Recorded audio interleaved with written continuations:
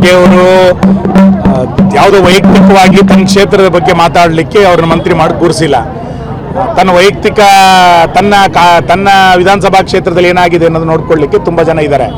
ಇವತ್ತು ಕಾಳಸಂತೆಯಲ್ಲಿ ಅಕ್ಕಿ ಮಾರಾಟ ಯಾವ ರೀತಿ ಆಗಿದೆ ಅನ್ನುವಂಥದ್ದನ್ನು ಕಮಿಷನರು ಈಗಾಗಲೇ ಪತ್ರ ಮುಖೇನ ವರದಿಯನ್ನು ಕೊಟ್ಟಿದ್ದಾರೆ. ಕಮಿಷನರ್ ಸೆಕ್ರೆಟರಿ ಬರೆದಿರುವಂಥ ಪತ್ರಗಳನ್ನು ಕೆಲ ಹಂತದ ಅಧಿಕಾರಿಗಳು ನೋಡಲೇ ಇಲ್ಲ. ಇಂತಿಷ್ಟೇ ಅಕೌಂಟ್ಗಳಲ್ಲಿ ಅಕ್ರಮವಾಗಿ ಪಡಿತರ ವಿತರಣೆ ಆಗ್ತಾ ಇದೆ ಅನ್ನೋದನ್ನು ಸರ್ಕಾರಿ ದಾಖಲೆಗಳಲ್ಲಿ ಹೇಳಿದ್ರು ಕೂಡ ಕ್ರಮಗಳನ್ನು ಇವತ್ತು ತೆಗೆದುಕೊಂಡಿಲ್ಲ.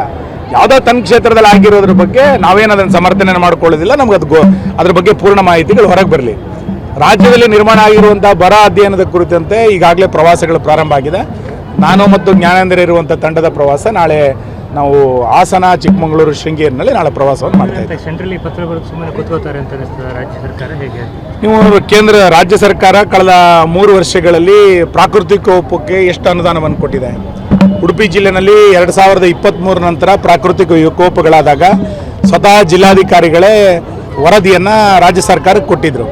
ಇಷ್ಟು ದೊಡ್ಡ ಪ್ರಮಾಣದಲ್ಲಿ ವರದಿಯನ್ನು ಕೊಟ್ಟು ಬೇರೆ ಬೇರೆ ಇಲಾಖೆಯಲ್ಲಿ ಡ್ಯಾಮೇಜ್ಗಳಾಗಿದೆ ಅಂತೇಳಿ ಉಡುಪಿ ಮಂಗಳೂರಿನ DC ಅವರು ಪತ್ರ ಬರೆದಿದ್ರು ಕೂಡ ₹1 ಅನುದಾನವನ್ನು ಪ್ರಾಕೃತಿಕ ವಿಕೋಪಕ್ಕೆ ಕಳೆದ 3 ವರ್ಷಗಳಲ್ಲಿ ಕೊಡಲಿಲ್ಲ. ಈ ಬರಗಾಲಕ್ಕೆ ಕೇಂದ್ರ ಸರ್ಕಾರವನ್ನು ನೋಡ್ತಾ ಕೂತ್ಕೊಂಡ್ರೆ ಇದಕ್ಕೆ ಅರ್ಥ ಇಲ್ಲ. ನಿಮಗೆ ಬೆಂಗಳೂರಿನಲ್ಲಿ ಸುರಂಗ ಮಾರ್ಗ ತೋಡಲಿಕ್ಕೆ ದುಡ್ಡು ಬರುತ್ತೆ, ಬಿಡದಿನಲ್ಲಿ ಟೌನ್ಶಿಪ್ ಮಾಡಲಿಕ್ಕೆ ನೀವು ಹಣವನ್ನು ಕ್ರೋಢೀಕರಿಸ್ತೀರಿ. 30,000 ಕೋಟಿ ರೂಪಾಯಿ ವೆಚ್ಚದಲ್ಲಿ ಕಸ ವಿಲೇವಾರಿ ಮಾಡಬೇಕಾದ್ರೆ ನೀವು ಕೇಂದ್ರ ಸರ್ಕಾರ ನೋಡೋದಿಲ್ಲ.